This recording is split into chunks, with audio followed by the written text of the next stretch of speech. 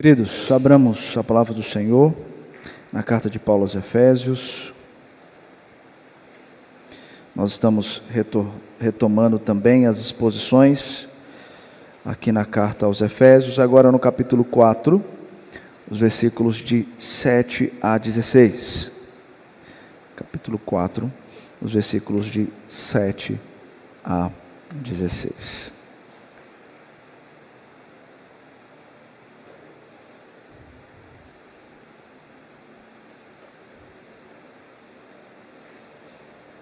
Diz assim: e a graça foi concedida a cada um de nós segundo a proporção do dom de Cristo. Por isso diz: quando ele subiu às alturas, levou cativo o cativeiro e concedeu dons aos homens. Ora, que quer dizer subiu, senão que também havia descido até as regiões inferiores da terra? Aquele que desceu é também o mesmo que subiu acima de todos os céus para encher todas as coisas. E ele mesmo concedeu uns para apóstolos, outros para profetas, outros para evangelistas e outros para pastores e mestres, com vistas ao aperfeiçoamento dos santos, para o desempenho do seu serviço, para a edificação do corpo de Cristo, até que todos cheguemos à unidade da fé e do pleno conhecimento do Filho de Deus, à perfeita varonilidade, à medida da estatura da plenitude de Cristo, para que não mais sejamos como meninos, agitados de um lado para o outro e levados ao redor por todo o vento de doutrina, pela artimanha dos homens, pela astúcia com que induzem ao erro. Mas, seguindo a verdade em amor, crescemos em tudo naquele que é a cabeça, Cristo, de quem todo o corpo, bem ajustado e consolidado pelo auxílio de toda a junta, segundo a justa cooperação de cada parte, efetua o seu próprio aumento para a edificação de si mesmo em amor. Crianças, vamos desenhar? Vocês já perceberam que na igreja nós temos várias pessoas trabalhando enquanto você está assistindo o culto. Tem pessoas lá fora te recepcionando, tem homens cuidando e zelando para que tudo funcione bem, tem pessoas no som, na multimídia, transmitindo essas imagens que vocês veem no telão, pessoas aqui também ajudando no culto, no louvor ao Senhor, na liturgia, também aqui com pessoas especiais. Muita gente trabalhando enquanto você está ouvindo e aprendendo no culto. Não só aqui, mas também lá na escola dominical, quando você tem professores e professoras ensinando para você. Quem vocês desejariam ser, ou melhor, o que vocês desejariam fazer na igreja presbiteriana na Lapa? O que vocês querem desenvolver, olhando um pouquinho para aquilo que vocês gostam de fazer, para servir esta igreja, que é a igreja de vocês? Contem para nós no desenho. Faça o seu desenho, coloque aí, para a gente saber. E nós vamos ficar de olho e ajudar vocês nessa preparação até o momento em que vocês puderem exercer esse serviço, esse trabalho, tá bom? Queridos, nós estamos voltando a estudar a carta de Paulo aos Efésios. Nós propusemos estudar toda a carta nos cultos da manhã. Então nós estamos aqui com o capítulo 4, mas para lembrarmos do que Paulo está falando aqui no capítulo 4, é importante nós recapitularmos rapidamente algumas coisas. Paulo está escrevendo a uma igreja, a igreja que se encontra em Éfeso, a igreja aos Efésios. E na sua carta ele começa trazendo alento, consolo ao coração dos seus leitores. Por quê? Porque Paulo estava preso. E aquele povo estava angustiado pela prisão de Paulo. E Paulo então escreve uma carta para trazer consolo e também para dar direção a eles quanto aquilo que eles deveriam ser, sendo filhos de Deus. E como ele começa dando consolo, falando da obra de Deus Pai, de Deus Filho, Deus Espírito Santo, na redenção, na salvação. Então, primeiro capítulo, os versos de 3 a 14, você vai se deparar aqui com Paulo louvando a Deus pela obra do Deus Pai, que escolhe, do Deus Filho, que salva, e do Deus Espírito Santo, que aplica essa obra de salvação. Na sequência, a partir do verso 15 do primeiro capítulo, ele passa a orar aos crentes, dizendo: vocês entenderam quem vocês são em Cristo? O que Cristo fez em vocês, salvando vocês, o que o Espírito Santo está fazendo em vocês? Ok, então agora Paulo passa a orar para que eles sejam iluminados com o entendimento, com a clareza, com a sabedoria que provém de Deus, para assim desempenhar o serviço.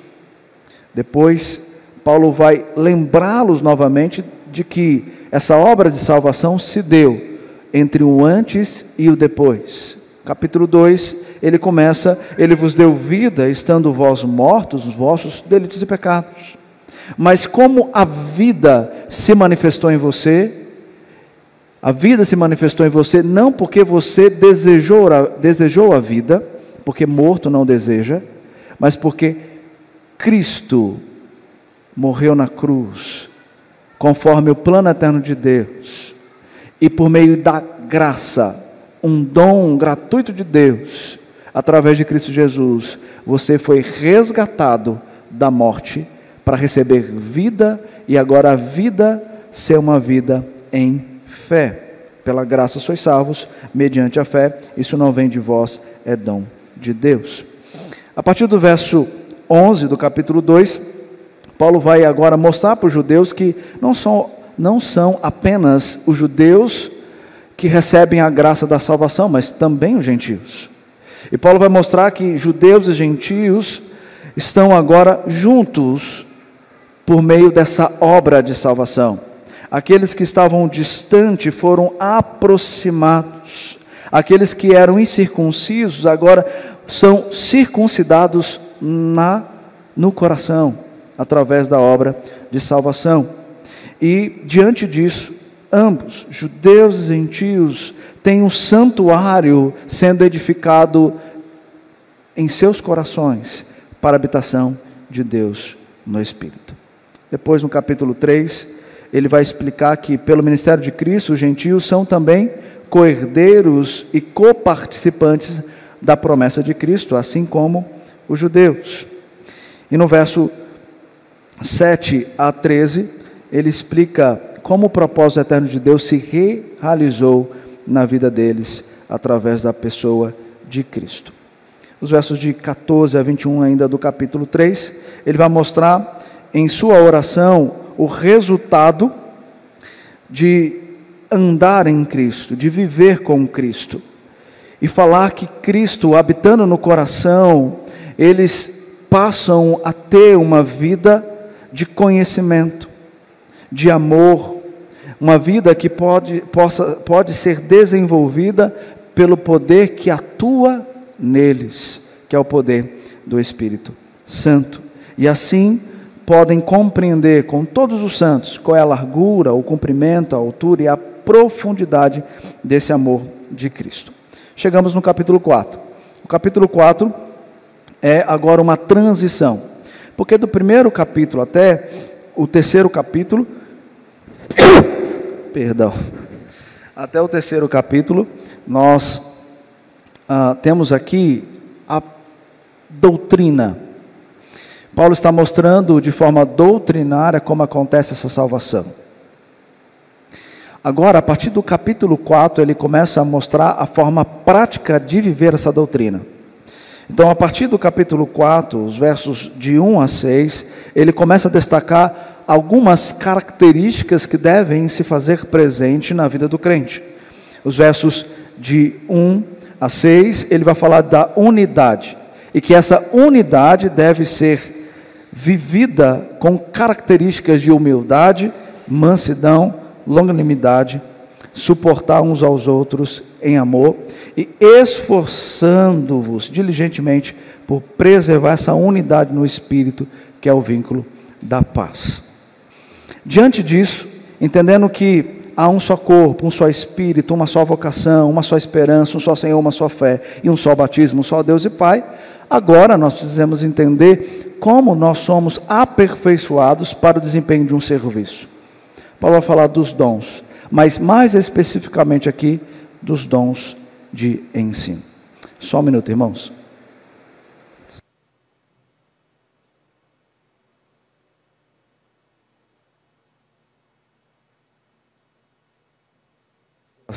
A Priscila sabe, eu tenho dificuldade quando está no calor e bate um vento frio.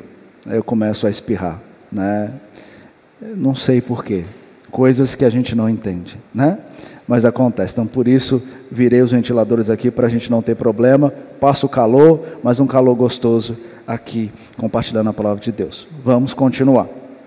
Ok, então, olhando aqui para o capítulo 4 agora, os versos de 7 a 16, nós vamos perceber aqui duas coisas. Paulo está ressaltando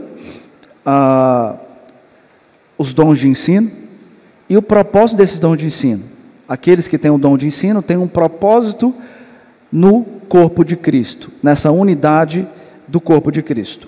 Ele vai destacar isso dos versos de 7 a 14. Na sequência, os versos 15 e 16, ele vai falar agora, entendendo que vocês são aperfeiçoados por aqueles que dão o dom de ensino, vocês podem desempenhar esse serviço, mas esse serviço tem que ser desempenhado na busca de uma vida cada vez mais santa. Porque se não houver essa santidade no processo, trará, através da relação entre um ou outro, dificuldades na unidade do corpo. Então nós vamos ver isso em duas partes. Olhando os versos de 7 a 14, em primeiro lugar, os dons para edificação da igreja. Veja como Paulo começa o verso 7. E a graça foi concedida a cada um de nós, segundo a proporção do dom de Cristo. Os dons são concedidos aos redimidos, para que em unidade possam servir e abençoar uns aos outros. 1 Coríntios 12, nós lemos lá sobre os dons espirituais, mas ali no final da nossa leitura, nós ouvimos que o Espírito Santo, ele dá deliberadamente os dons conforme a sua própria vontade. Nós recebemos esse dom de Deus para desempenhá-lo na comunidade. O dom, ele é dado por Deus para o desempenho no reino. E ele vai aqui dizer que é dado a cada um segundo a proporção do dom de Cristo. E aqui no verso 8 ao verso 10, ele vai explicar como isso acontece. Ele, de novo, nos leva àquilo que ele ensinou no capítulo 1, no capítulo 2, para entender que em Cristo nós recebemos esses dons. Ele diz no verso 8, por isso diz, quando ele subiu às alturas, levou cativo o cativeiro e concedeu dons aos homens. Ora, o que quer dizer subiu, senão que também havia descido até as regiões inferiores da terra? Aquele que desceu é também o mesmo que subiu acima de todos os céus para encher todas as coisas. Paulo usa muito da linguagem persuasiva para mostrar o que ele quer deixar claro ao coração dos seus ouvintes. O que ele está dizendo aqui com subiu, desceu às regiões inferiores?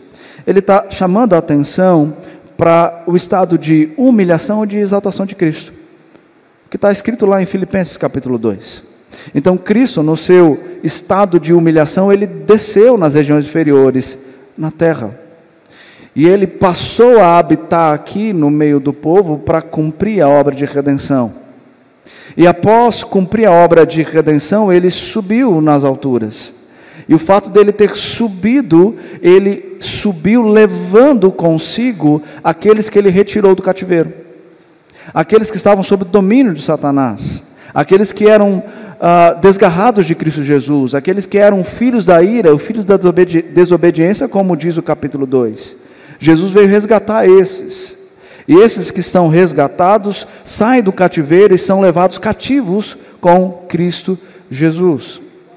E Cristo Jesus, que leva eles cativos, agora é aquele que também vai dar dons, que vai conceder dons para os escolhidos de Deus.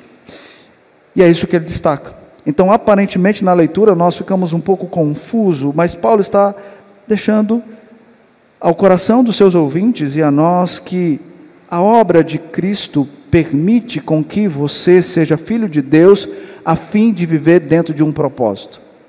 E dom é isso. Dom é um presente que Deus te dá, não para você guardar, mas para você usar. Mas não para usar de qualquer jeito, mas para usar para a edificação do corpo de Cristo. A unidade, essa união que nós temos através do sangue remidor de Cristo Jesus. É isso que ele está explicando aqui para nós. Que dons são esses? Verso 11. E ele mesmo concedeu uns para apóstolos, outros para profetas, outros para evangelistas e outros para pastores e mestres.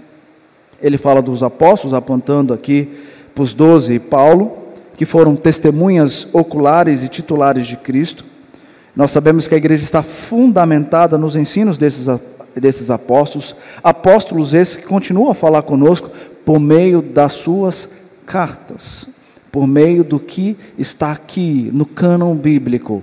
Eles continuam a nos ensinar, como nós estamos aprendendo com o apóstolo Paulo. Fala aqui dos profetas. No sentido restrito, nós sabemos que os profetas eram portadores da revelação e da inspiração bíblica. Esse dom cessou. Agora, no sentido amplo, todos os crentes que recebem um dom de ensino são profetas, porque eles proferem a palavra de Deus já revelada.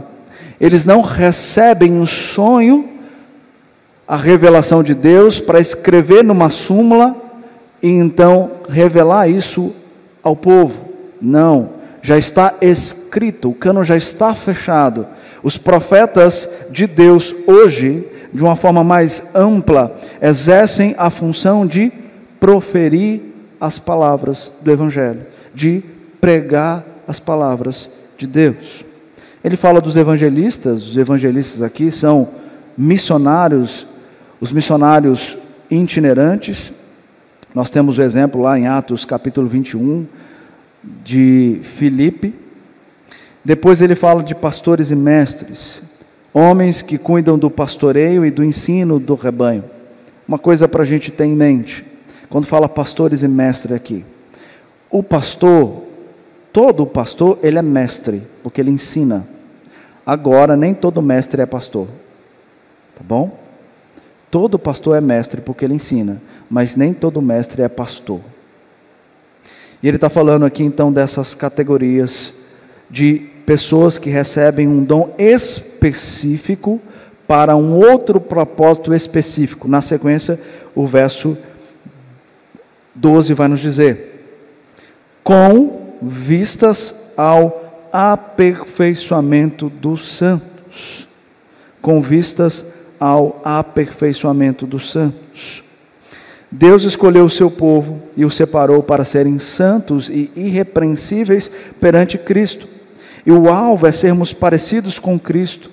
A igreja caminha nesse mundo sendo preparada para encontro com o noivo, mas enquanto isso ela precisa ser aperfeiçoada para se manter dentro do propósito. Por isso que no verso 1 do capítulo 4, Paulo vai nos exortar a andarmos de modo digno da vocação que fomos chamados. E para isso, características como humildade, mansidão, longanimidade, o suportar uns aos outros devem se fazer presente. Mas só será presente se eu aprender como exercê-los. Então pense comigo. Uma pessoa que não é humilde nem mansa. Nós vamos falar hoje na escola dominical, inclusive, sobre a ira, como lidar com a ira biblicamente. E ela tem isso como uma característica que ela desenvolveu na vida dela antes de Cristo. Conheceu a Cristo, se adentrou na igreja. A vida dela era um hábito contínuo de viver de forma orgulhosa e era uma pessoa iracunda. Como agora, transformada por Cristo, ela vai de uma hora para outra parar de ser assim? Não vai. Ela vai demonstrar isso dentro da unidade em alguns momentos. Por quê? Porque ela não aprendeu a tirar esse hábito e colocar um outro hábito, que é o hábito da humildade, da mansidão. Como ela vai aprender isso? Através de homens que recebem um dom de ensino para ajudá-lo no aperfeiçoamento dos santos. Então você que às vezes carrega ainda características do velho homem, você precisa aprender a despojar. Só que esse despojamento só vai acontecer no desenvolvimento da fé. E a partir disso, você sendo aperfeiçoado, você vai se encontrar apto para exercer o serviço. É isso que ele diz aqui. Aperfeiçoamento dos santos para o desempenho do seu serviço. O desempenho do seu serviço aqui poderia, numa tradução direta do original, ser a obra de ministério, o dom que Deus te deu.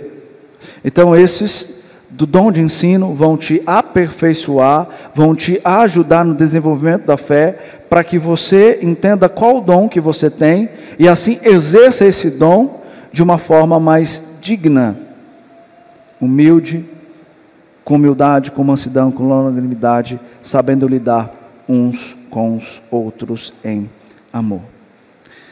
Paulo está chamando a atenção para a edificação desse corpo, a partir desse instrumento que Deus deu à igreja, que são os pastores. Tem muitos que pregam por aí que você não precisa ter uma igreja física, porque você é uma igreja, e por isso você não precisa ter comunhão aqui dentro de uma igreja com sua placa. Você pode ser igreja em sua própria casa. O que Paulo está mostrando para nós, que a unidade, ela só é perceptível quando você vive em comunidade.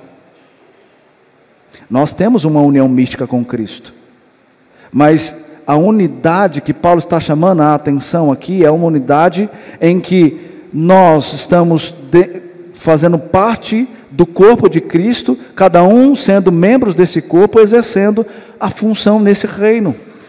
Por isso, a igreja ela é importante, mas não qualquer igreja.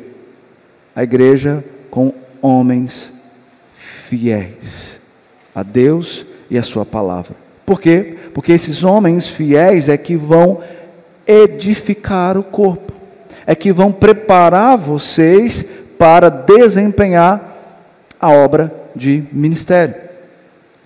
Então, igreja, ela é essencial.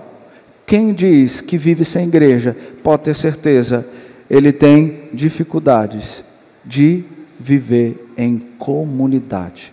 Ou seja, ele tem dificuldade de viver em sociedade. Logo, o que leva ele à dificuldade são os seus pecados. Orgulho, egoísmo, entre outras coisas. Mas o texto continua. O alvo desse aperfeiçoamento dos crentes, nos exercícios dos seus dons, na edificação da igreja, é a unidade da fé. Ele diz isso para nós. Para a edificação do corpo de Cristo, até que todos cheguemos à unidade da fé. O que seria essa unidade da fé? A unidade da fé aqui é a unidade de conhecimento. Ou seja, aquilo que os pastores e mestres estudam, conhecem, eles precisam repassar para a sua comunidade. Nós precisamos ver todos na mesma unidade, ou seja, no mesmo conhecimento, no mesmo nivelamento a respeito daquilo que Deus é, que Deus ensina e que Deus espera de nós. Então, pessoas que estão na igreja há muito tempo e não conhecem profundamente a Cristo, ao ponto de exercer o seu ministério, é porque nós falhamos nessa missão de aperfeiçoar a igreja. E se você está nessa situação, busque ajuda.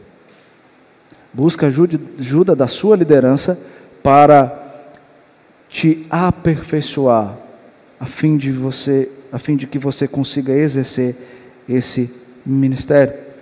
Então isso é a unidade da fé, pois caminhamos dentro de um mesmo ideal de vida, dentro de um mesmo propósito. Lá em Filipenses, Paulo vai dizer que nós estamos unidos para lutarmos juntos pela fé evangélica. Nós sabemos qual é o nosso propósito, como indivíduo e como coletivo. Sendo unidos nesse corpo de Cristo, o propósito é o mesmo, tanto individual como coletivamente.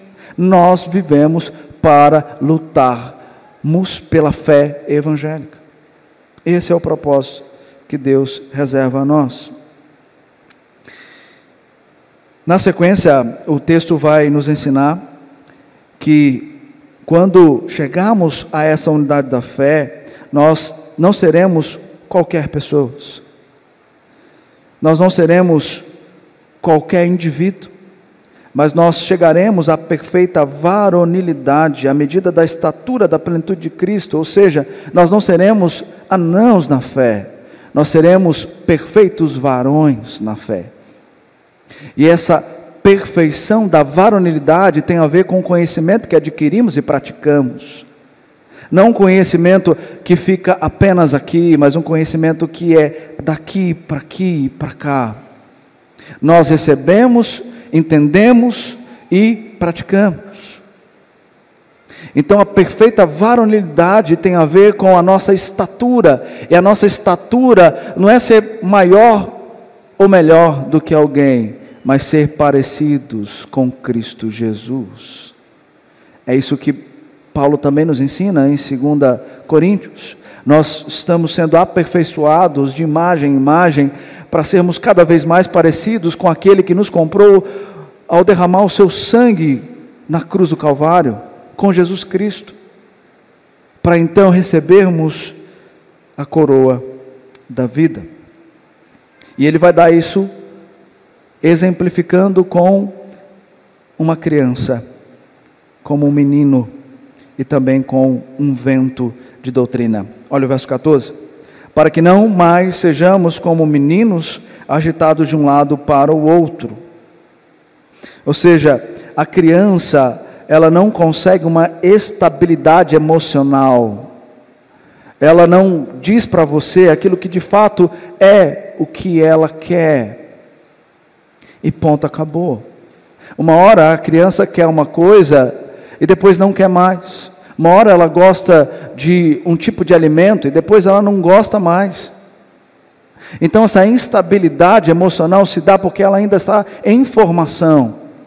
Ela ainda está se conhecendo. Ela ainda está desenvolvendo o seu caráter a partir daquilo que ela observa dos seus ambientes. E criando assim e desenvolvendo assim a sua personalidade. Então Paulo está dizendo, a criança é assim.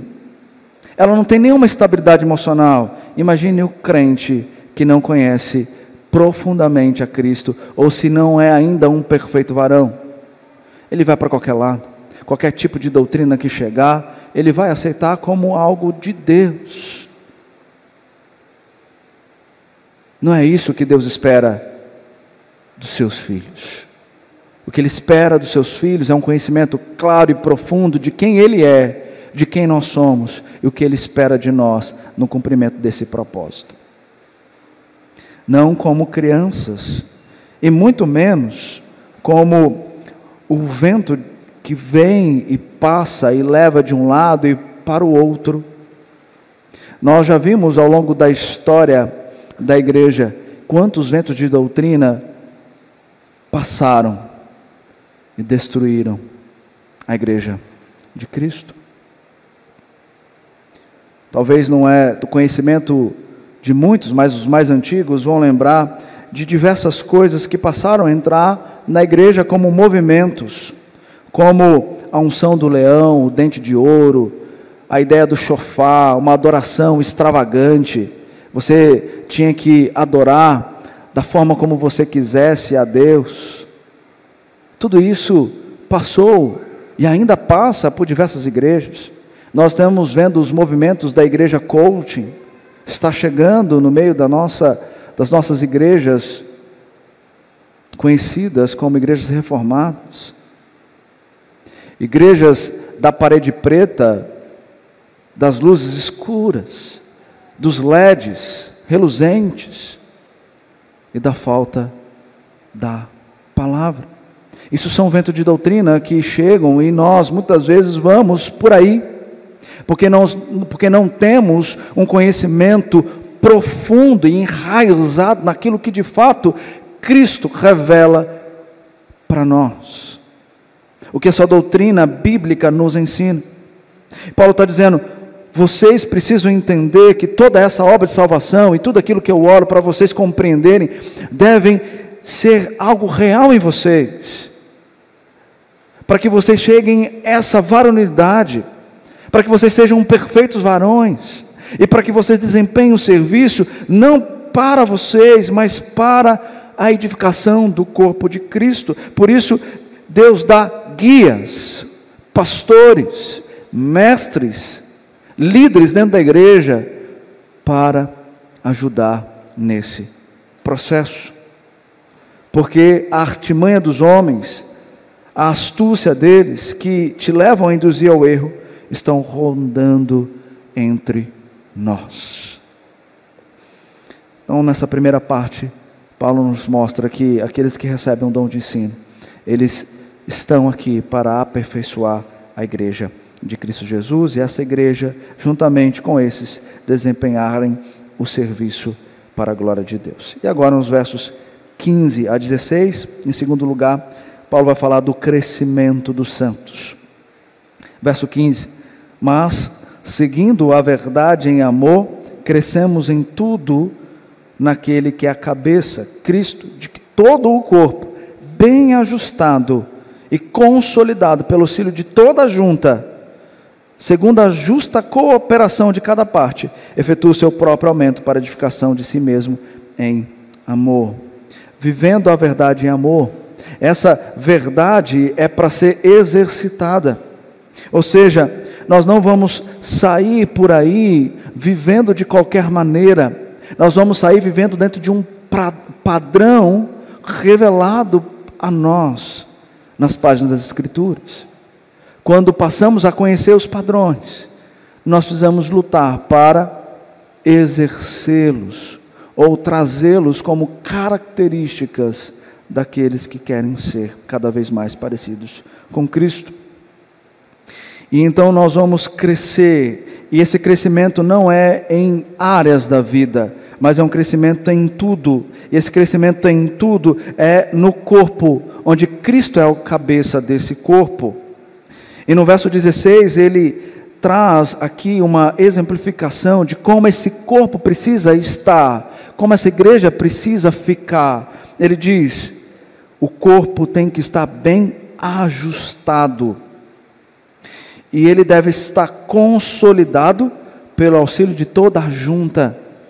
Ou seja, os membros estão ligados por essa junta, e essa junta vai fazer com que esses membros funcionem perfeitamente dentro da estrutura que é o corpo, ou seja, a igreja.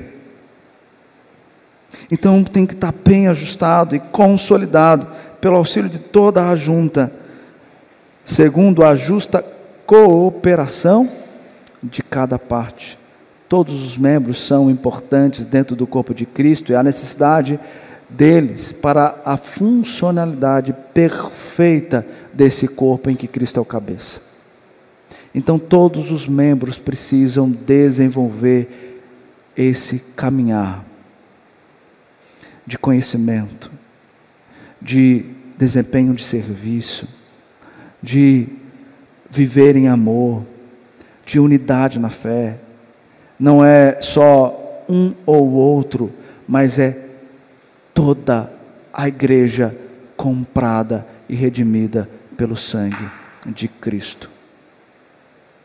Não dá para entender um crente com 30 anos de igreja sem saber o que ele é dentro do corpo de Cristo. Com 10 anos de igreja sem saber quem ele é no corpo de Cristo. Porque Deus revela, Ele mostra, Ele intensifica nas páginas da Escritura quem nós devemos ser.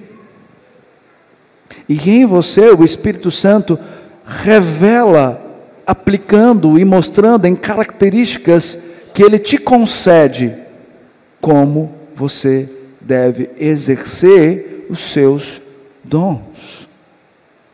Crente que não conhece o seu dom, ele não conhece quem ele é.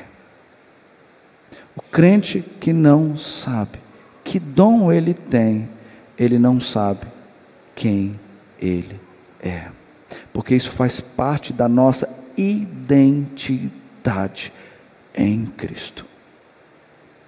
Por isso termino chamando a atenção dos irmãos e aplicando essas verdades.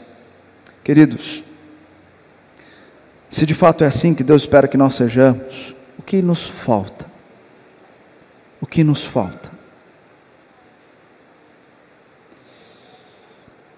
Primeiro, conhecimento. Por isso, peço a você, se inscreva no discipulado que a igreja está oferecendo. Nós não paramos para pensar no discipulado porque nós queremos ter serviço no nosso dia a dia. Não, nós preparamos o discipulado para vocês de fato chegarem a essa unidade de conhecimento. E isso tendo membros ajudando outros membros, para que a junta possa estar bem consolidada no desempenho da missão que Deus deu à sua igreja. Então se inscreva no discipulado. Não é mais uma atividade, mas é o equipar dos santos, é dar conhecimento, e isso todos nós precisamos. Segundo, porque nós promovemos pequenos grupos na igreja. Os PGs não é só para ocupar a semana, mas também é para a edificação do corpo, é para evangelização. Então, se você ainda não faz parte de um PG, faça, porque é mais um caminho para o seu aperfeiçoamento. Desculpas todos nós temos, vontade para fazer o que Deus quer, nem todo mundo tem. Muito obrigado por nos acompanhar até o final desse vídeo. Para receber mais reflexões e ficar por dentro dos próximos conteúdos, te convidamos a seguir as nossas redes sociais que estão na descrição. Alguns vídeos aparecerão na tela, caso queira continuar nos assistindo. Abraço e até a próxima!